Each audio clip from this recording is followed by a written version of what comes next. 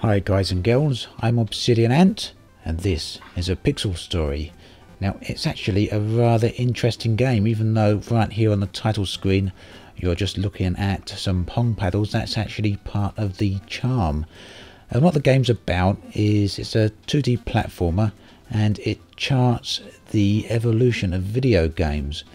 You actually start off here as the pong ball, and if I was to click new game, you see the pong ball fly off the screen and eventually appear in some sort of strange laboratory type area where it gets stuck and evolves into a 2D 8-bit character sprite, and you start having adventures in an 8-bit world.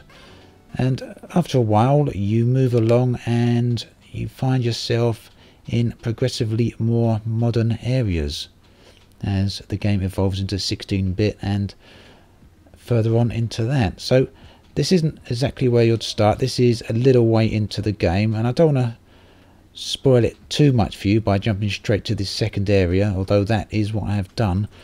But I will say straight off the bat that the game does take a good 20 to 30 minutes to actually get going. And if I were to show you it from the start, it would be very unfair to the game, because it really doesn't show its best side until you're a little way in, where it really does start to show its colours, and it actually does start to become something quite special. And I think you're going to see a lot of people playing this over the coming weeks. So this guy is just talking to me again because it's my first time back in this room. So what we got on when he stops talking eventually, what we got on the left is the old 8-bit room, and on the right we've got the 16-bit room. So I've got to choose a generation here, and we're in this 16-bit computer room. Right. So as the little guy there tells us, we can switch between generations in this room now. Look at that. 8-bit, 16-bit. Just like being on the border between two countries, isn't it? A little bit.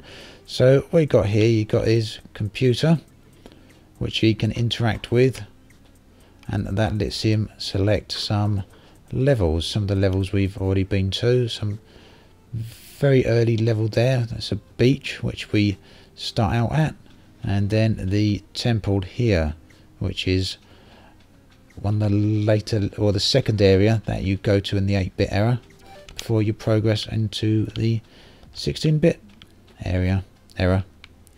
So what I'm going to do, I'm going to jump to a few bits of the game and let you see some of the highlights of what I've already played.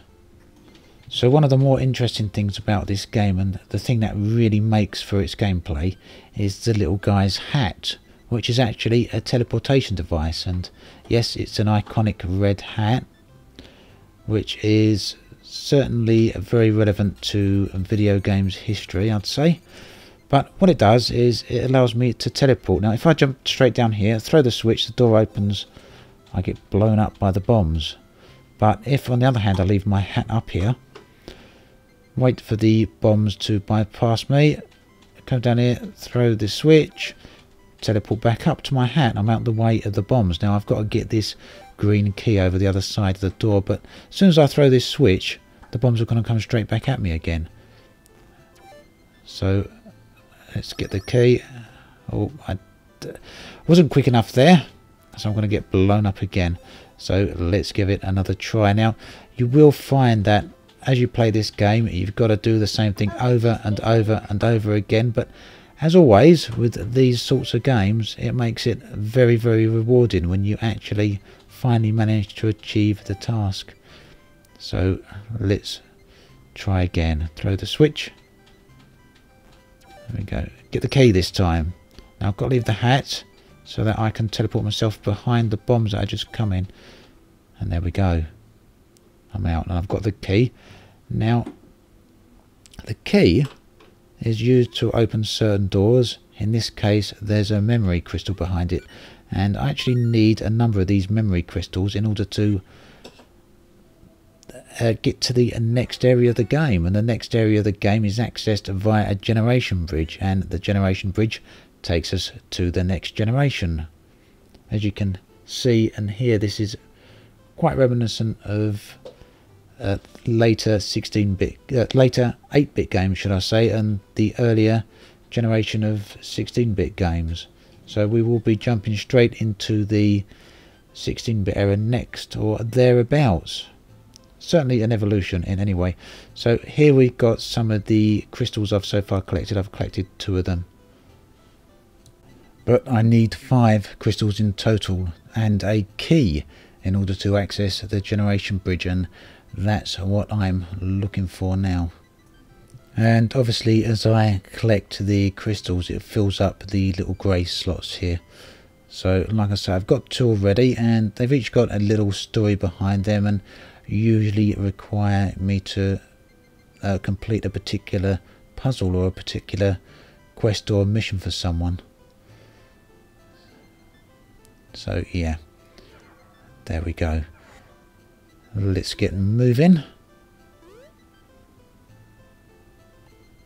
So early on in the game, when you first start off, you're actually on a beach, and it's very, very reminiscent of some of the very, very early platformer games like Maniac Mansion and Jet Set Willy. Nowhere near that low level of graphics. They're much more advanced than that in this, but the gameplay is a little bit like that.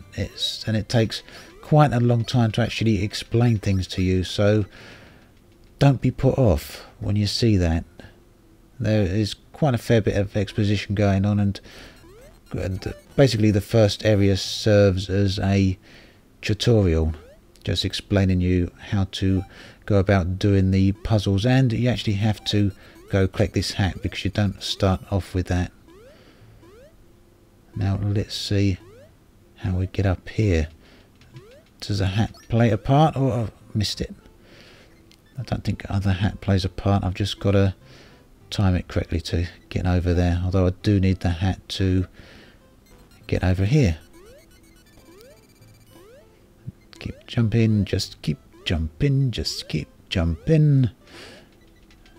Right, I don't suppose I've timed that correctly again, so I need to keep on that first platform before I get on the ones that actually descend, and try and wait for the little slidey platform to come across to me. Let's keep watching it. I reckon as it's halfway on the journey toward me, about now. Nope, that's not the case. Can we keep jumping back and forward then? Nope, because these keep going lower even if I try and alternate between them. Oh, I'm going to leave that for now. There's nothing too essential in there. You saw a chained door, and that's actually unlocked by the coins I collect. I need 128 coins to unlock that. And what's in there is a challenge room, which will certainly challenge your sanity. There might be another one up here in a minute, and I'll go in there and we can have a little bit of a look at that when we get there. I didn't have that up quite high enough there. So initially some of these areas look like you can't actually bypass them, but you've got to think in terms of being able to teleport with this guy's little hat.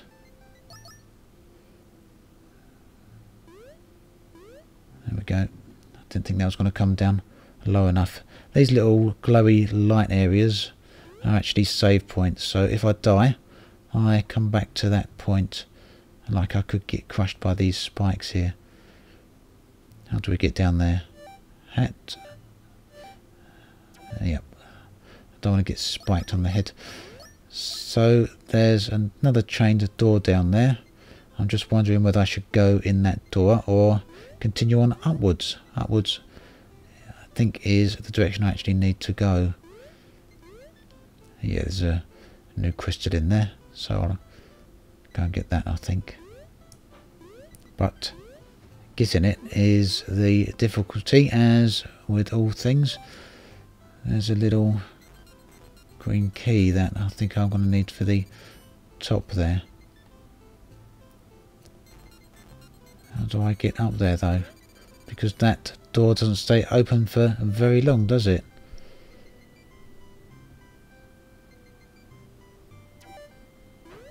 Nope, not like that.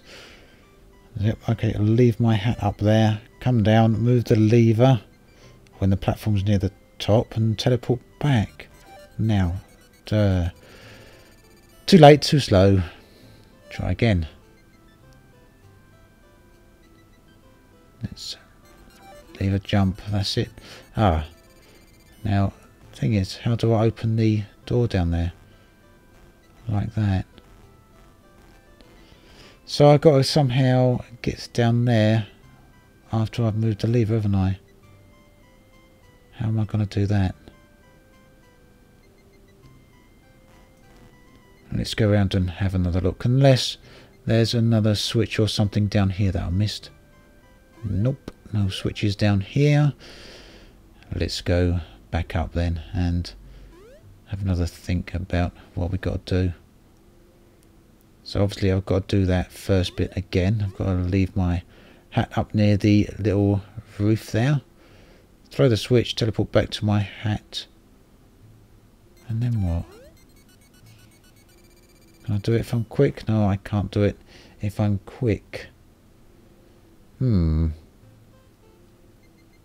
know, unless as soon as I teleport back to my hat, I could drop the hat again. What do you think?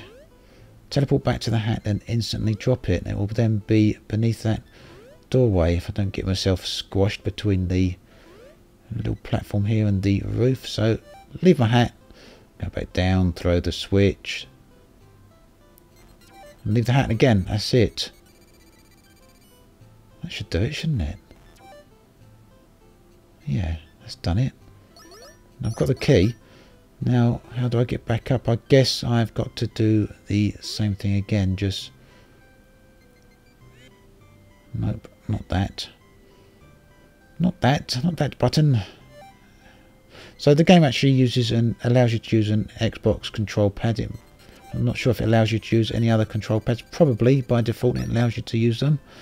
It actually works flawlessly, which is always good news. And that's another memory crystal found. So one more step closer to the generation bridge. I've actually got a lot of fond memories of the old platform games. As I mentioned a little bit earlier, I got a ZX Spectrum actually when I was around about 7 years old, and my first game on that was BMX Bikers, where you just rode along on a BMX with a top-down view, and you had to just avoid certain objects or hit certain objects to gain points and avoid traps. Okay, so I'm doing okay in terms of crystals. And one of my first platform games was Jet Set Willy, which was, let's say, very, very, very basic and very, very hard. Classic for its time. Now I'm going to go in here and use the coins, and you're going to see the challenge room. And these places can be insanely difficult. And immediately, for some of you who've ever played Super Meat Boy, you may be at home, because it does have a very similar vibe to it, and indeed it plays out quite similar. And straight away I've got myself blown up. So the hat is the key here, but also timing is everything. And no matter how many times I try, I just cannot get down to the bottom, but I do get a little bit further every time, and hopefully I don't fall down into a bomb here. Well, let's try that again. And of course, as you get further, there's another little thing you learn which you have to then overcome, but normally you have to learn through failure how to overcome it, which means you always have to start back from the beginning again. But these bits are very much like Super Meat Boy. They're very well put together, quite well done indeed, but a challenge and immensely frustrating when you can't do it, but exceptionally rewarding when you do finally complete it. I like that. There we go, squished again. So I'm going to try that one more time, I think. As you can see, these bombs fired out of these cannon, the first one here and the one on the floor down below, actually fire at different speeds. So you get used to the timing on the first one, but you then have to readjust for the timing on the second one. Here we go. I'm going to do it this time. I'm going to at least get down to that lever again. Nope, I'm not. And it's no good letting your frustration overshadow your sense of timing. You've just got to pay close attention to what's going on and keep your wits about you. Otherwise, you're just never going to do it.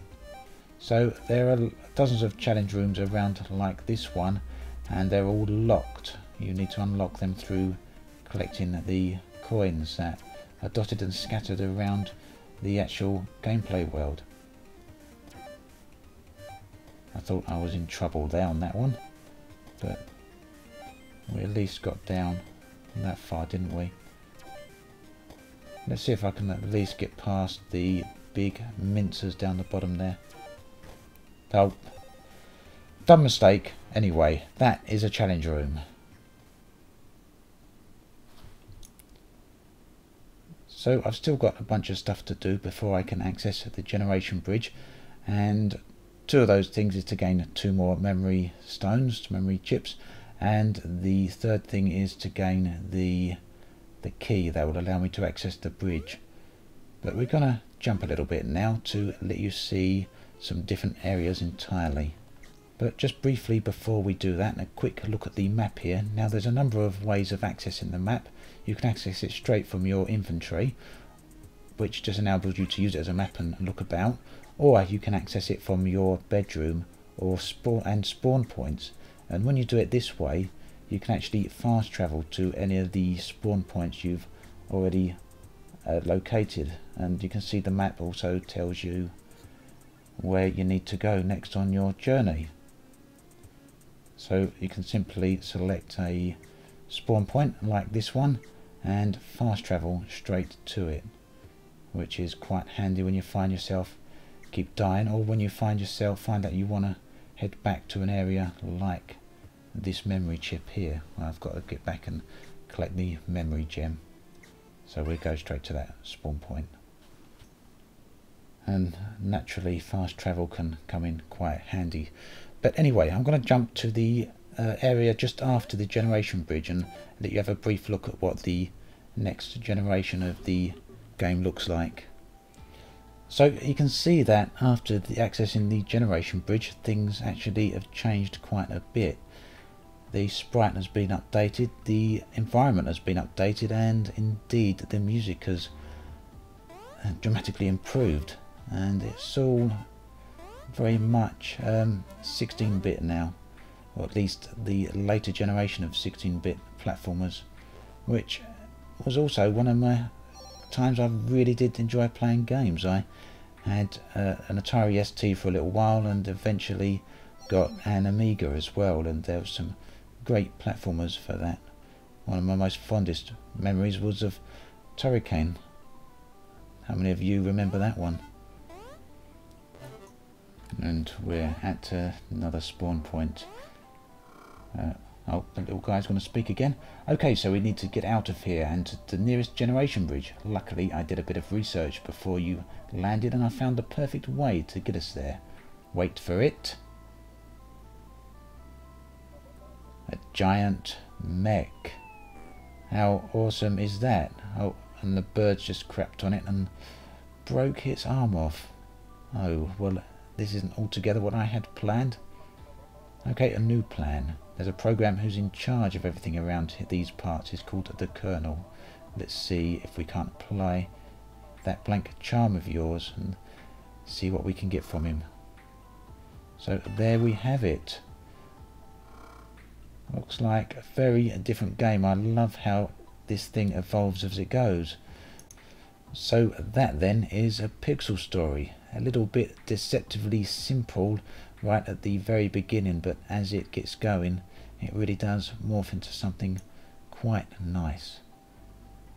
I think I'll be coming back to this again later on and do a little bit more of a comprehensive playthrough. As usual, these trying out series are just to have a bit of a look at a game and see how it plays out and whether or not it's actually worth doing a prolonged playthrough, and I think this one actually could be worth that. So, as I said, here's a good place to leave it. As always, thanks for watching. I'll catch you guys and girls next time. This has been Obsidian Ant, signing out.